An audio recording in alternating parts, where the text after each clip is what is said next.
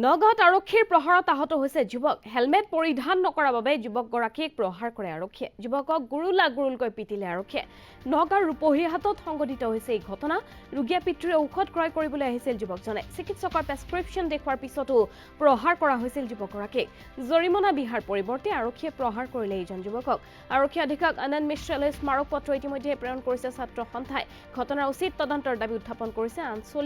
ৰূপহী আঞ্চলিক ছাত্ৰ সন্থাই মই ফাৰ্মেচিলৈ পঠাইছিলোঁ আৰু দেউতাকৰ অসুখ হৈ আছে নাৰ্ভৰ তাৰ কাৰণে মই ঔষধ আনিবলৈ গৈছিলে ৰূপহীৰ পৰা আজি মোৰ ঘৰ বেছি দূৰ নহয় ওচৰতে কিন্তু SP বাহিনী ৰাইডাৰ পাৰ্টি বুলি কৈছে 5জন পুলিচ ধৰি ল'ৰাটোক গুৰুলকৈ পিটিছে যাতে এইখিনি কিয় এনেকৈ হ'বলৈ পালে ল'ৰাটোক একো কথা ক'বলৈ দিয়া নাইকিয়া